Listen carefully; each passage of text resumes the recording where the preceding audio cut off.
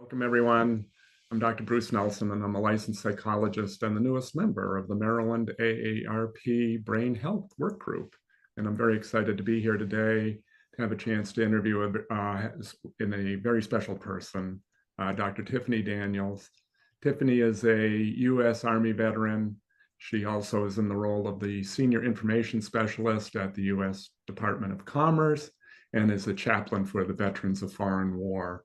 She's a yoga and mindfulness teacher and brings incredible expertise to both her military service and her work in mindfulness, supporting the mental health and well-being of our veteran community. As we approach Veterans Day on November 11th, the day marking the sacrifices of veterans, along with Armed Forces Day and Memorial Day, it's important to recognize the critical role of mental health care in supporting veterans.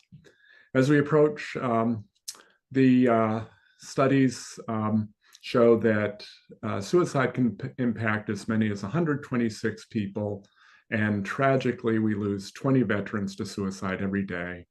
What's even more alarming is that 11 out of those 17 veterans are not connected with the VA healthcare system, making it difficult to reach them with the care they need. This makes today's discussion even more important, as we'll be addressing ways to promote mental well-being, share mindfulness practices, and point listeners to the critical resources available for support. So today, Tiffany will share her journey, her work, and how mindfulness is making a positive impact on the mental well-being of the veteran community. Welcome, Tiffany. And are you ready for some questions? All right. Well, thank you so much. And thank you for that introduction, Bruce. Okay. So Tiffany, thanks for being here. Could you start by telling us the story of how you became interested in mindfulness and whether it developed during your time serving in the U.S. Army? Well, it definitely did. During my tenure, a couple of deployments, and then just duty within itself, I had a couple of injuries. And as I was going to the chiropractor, acupuncturist, pain management, it was one day in a visit with my neurologist. And the neurologist actually said to me, okay, we need to put you on a temporary profile so you'll stop doing the push-ups and the sit-ups. And I want you to look into planks. And I'm like, okay, planks? That's, we underestimate planks. We're like, that's just still, being still. She says, no, go to a yoga studio, find a class, and start doing planks on your spare time. But start doing yoga, start doing the movements, and that will keep your agility, your muscles, and your balance. It will keep all of that intact, strengthen your core, and it will give you the same workout as the rugged workout that you're doing for PT while you're on this temporary profile, but it will allow your back to start, your areas to start healing, and then we'll reassess to see if we need to go back to the full workout that is required of you. Mm-hmm. Oh, okay. Interesting how that came into your life. Inspiring. How did mindfulness practice evolve into teaching others, particularly veterans? And what motivated you to share it with those in need? Well, I found that it was definitely working for me because I did not fail a test after that. And it was helping subside the pain. However, I hadn't thought about sharing it with others because I figured everybody was doing what worked for them. I was a fitness facility owner at the time, and I ran across a special, or I guess I should say a challenge that an organization called Give an Hour was doing. And Give an Hour was founded by Dr. Barbara Van, I'm going to mess up her last name, Dahlen, Dahlen. But at the time, she was promoted from President Obama to head the task force for suicide, mental health and suicide prevention. She's the CEO of Give an Hour. I had seen some of their articles and the challenge to just ask people to give 1 hour a day to veterans or to those that are in pain, giving them mindfulness. It didn't say it had to be yoga, but just giving them 1 hour for their fitness. And I said, okay, I can open my studio and give them 1 hour and we will do yoga because that's what's been working for me. So instead of them coming in and doing that hour, doing strength training and all of that, I said, let me offer them that hour of mindfulness because I felt like that is what had really helped me get over some of the issues that I had been dealing with. So I said, let me share the best with the rest, right? Okay. Um, some of our listeners may not be familiar with the practice of mindfulness. So, how would you define what mindfulness is and what is the main benefit for individuals and especially veterans? If you could comment on that as well. Oh, yes. Well, one of the main benefits is the breath work. So, for mindfulness, when you have a chance to step away into your own space.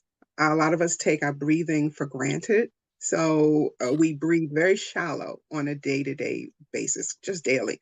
So when you come in tune with the deep breaths and the mindfulness, and then the adding the movement with it, then your body is put at ease. So that is something that I never imagined until I started doing it also. Just taking the time for that. And then meditation comes along with it.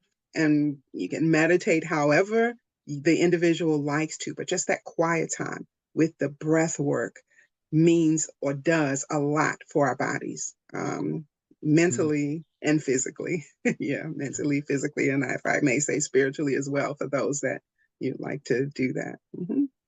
And have you found veterans responsive and having benefit in as you work with them? Yes, yes. It was a lot are hesitant, or some are hesitant, I should say, and a lot of people have questioned it because of the background that surrounds it. To say, and a lot of things that they've seen on TV or read, and they're like, "Well, how can this help me as a veteran?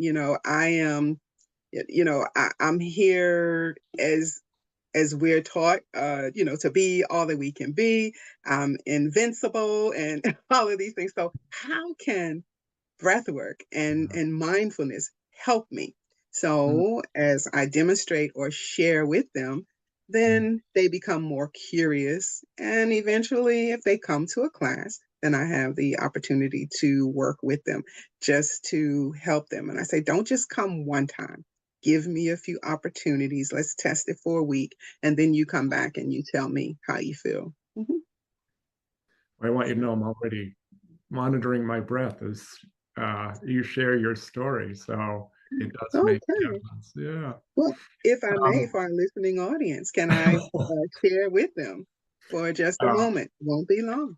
it, If the listening audience, if you're seated now, if you're driving, don't do this, but you can with your eyes open because all we're going to do is breathe, and it's so easy because I have trained myself now when I'm even in tense situations on the road with all the road rage that we have to just take some deep breaths, and it does not interfere. All right, it doesn't interfere with the breathing, but we're going to take a deep breath together through the nose, but we're going to bring that breath from the diaphragm. So we're going to bring it into the diaphragm all the way up to our chest, and you'll feel your chest rise. And then as you exhale, just release through your nose, and you'll feel that release. And a calmness will come over you as you release that breath. And if you do that maybe 5 times, just breathing at your own pace, and you don't have to be in sync with me, but a deep breath in and then release it. mm, And I will tell you, if your atmosphere does not start to change by then, and the trick is nobody has to know you're doing it. If you're in an area or where there's confrontation or like I said, stress or anything else going on, Nobody has to know that you're doing this. Sometimes they say count to 10, nobody has to know you're doing it. And you are releasing so much. And we don't want to talk about all the chemicals going on in the brain. We're not going to go into a science class, but just knowing that you're releasing so much that we normally keep pin up within ourselves. And that helps in so many areas, not just with fitness.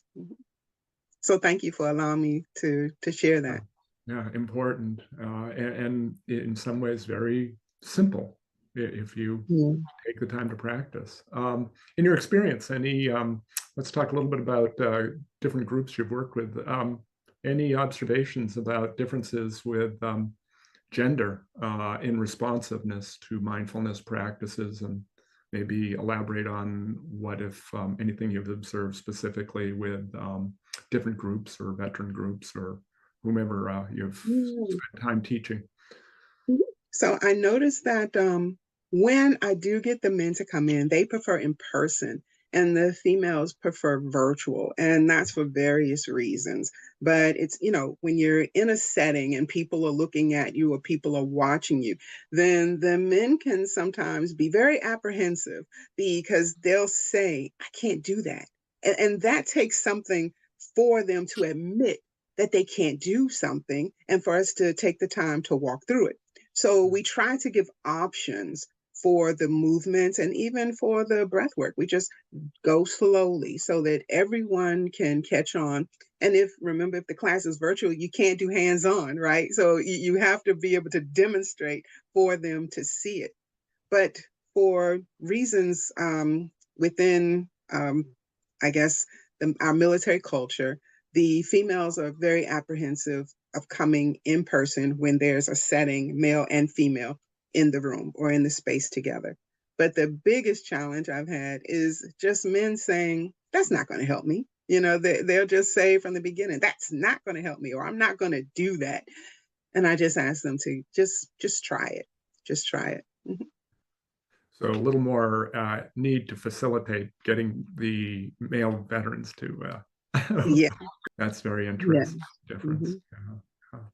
Um, kind of it evidence is starting to accumulate on the benefits of mindfulness and paced breathing, as you discuss. What do you know about some of the physical and mental health outcomes and benefits that occur from practicing this technique? Oh, yeah. So with the Veteran Yoga Project, the CEO and founder, Dr. Levy, was a psychologist, and he has a lot of data surrounding the brain waves and the different responses from the brain, even with the breath. But some of our key takeaways as we teach are with the mindfulness program is we want to base it on not just the breath work, but meditation, and then the movement, mindful movement. That is you focusing on the movement, not focusing on how well or how bad or difficult the movement is, but just allowing your body to flow through the movement. Now, I'm not saying Tai Chi or anything, right? But allowing your body to be be as one with the movement as you do the movement. And then to be able to move into a guided rest from there. So we have 5 principles, and I'm going to read them, okay? So with the breath work, the meditation, the mindful movement, and the guided rest, those are the pillars there, right? But then at the end, the main one is to give gratitude. So nobody's there to judge you. Nobody's there to say you did good or you did bad. At the end of the session, you are giving gratitude for showing up and for allowing yourself to even be in the space to try it or to do it. And to giving gratitude at the end is like, all right, I did that and it wasn't so bad. And I can walk away with that felt great too. So that's a gift to yourself as well. So that's what, and what we've noticed is as people come back, they do de-stress. You can see in their faces and in their movement that the stress is being released. not just from, we're smiling more, we're not as tense, and I can see it as they start to come back. And a lot of times the pain will dissipate. We ask two things when they sign in at the beginning of the course, and that is pain levels and stress levels, because we want to de-stress. So at the beginning, you put your levels in from 1 to 10. And then when you leave, we ask them to put their levels in. And of course, the levels do drop. Now that's pain and stress, the de-stress there. And that's how they gather their data for the Yeah, studies. Mhm. yeah. It sounds like every one of us could benefit from this practice. Most Um, definitely. Mhm. yeah, share a little bit about your work over time with participants in your mindfulness program, in terms of opening up their responsiveness to the technique and how they evolved over time, both at the individual level and across multiple sessions. I have definitely seen an increase of range of motion. Mhm, Like I said, I've been given reports back of from spouses of them being not quite as on edge as mhm, they normally are. So they're in their relationships or conversations, their patience has increased, or just their ability to participate in more things because that stress is being reduced. But I will also say within the range of motion, the gates.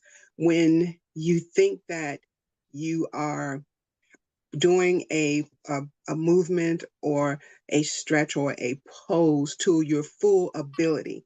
And I can see within the gates changing where an arm was not straight at one time. It may have been like this.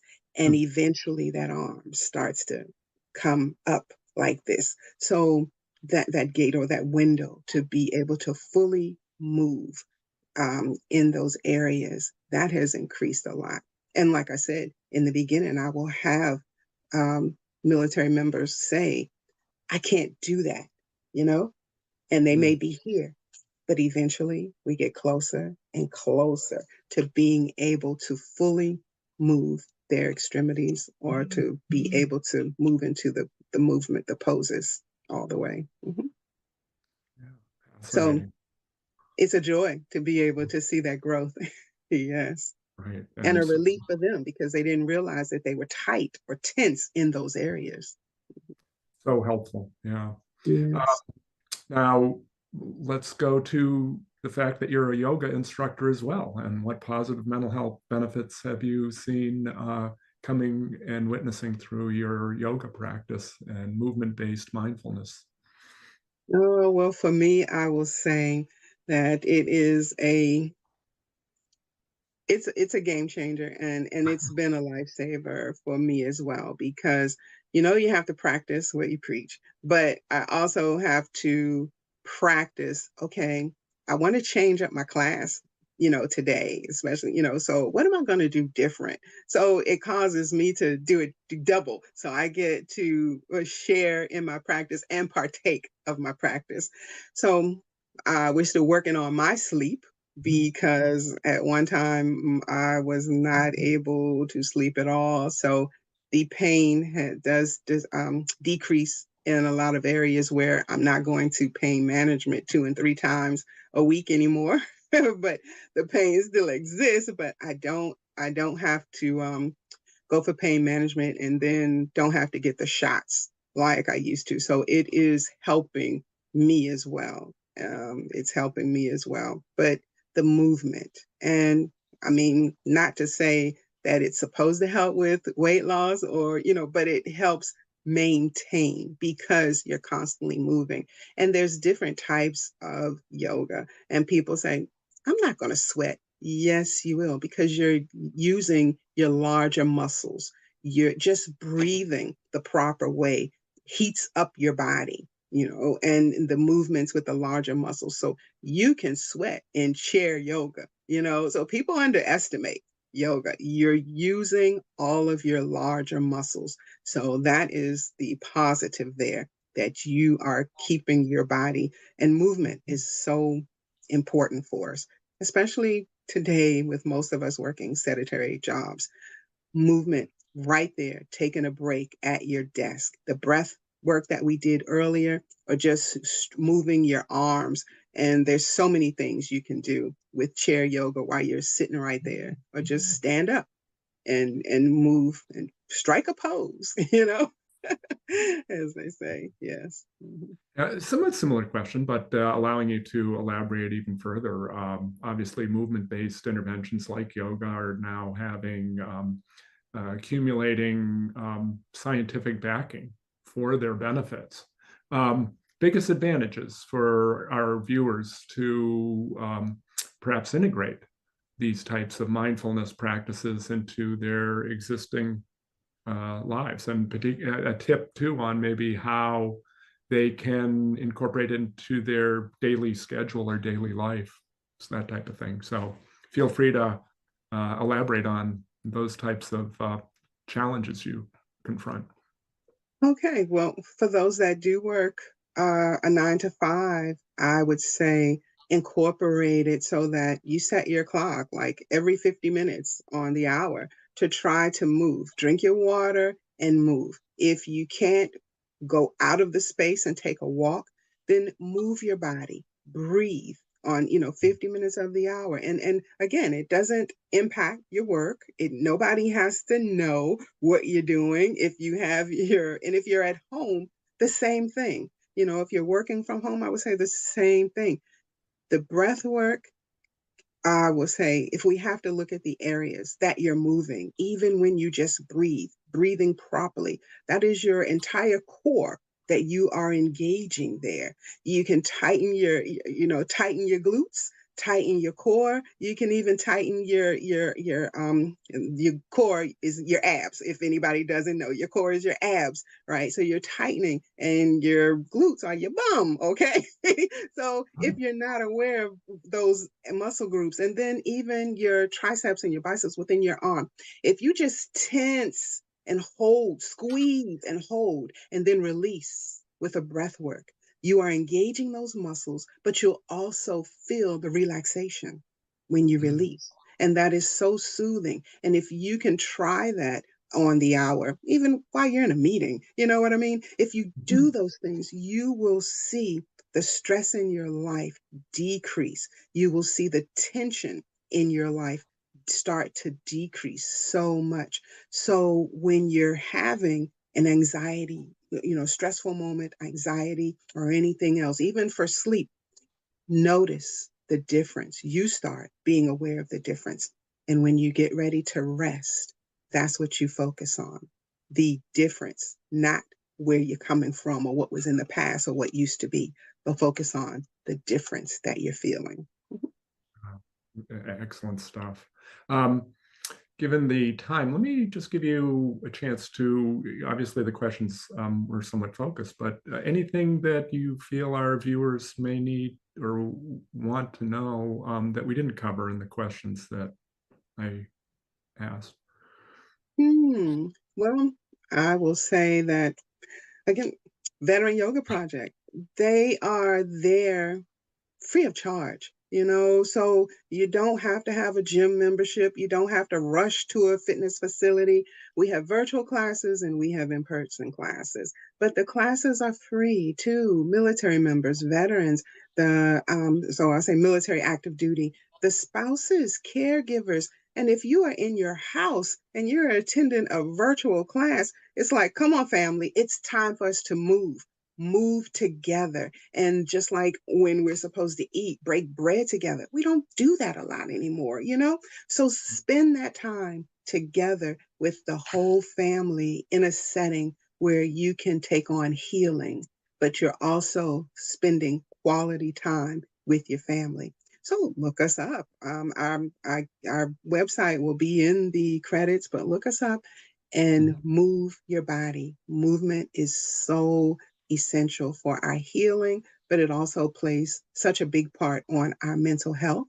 And with the mental health, we are combating suicidal ideations. So move your bodies, breathe, do your guided rest, and see the improvements that go on within your life. So Yeah. thank you guys so much. Oh, wow. Thank you so much. Extremely valuable information you've shared with our viewers, and very much appreciate your joining us. It's been wonderful to hear how mindfulness and movement practices can positively impact the well-being and mental health of our viewers, and we appreciate the time and dedication that you have provided to others. So before we wrap up, I just want to mention to our listeners that we have some important resources available to support veterans and those in need.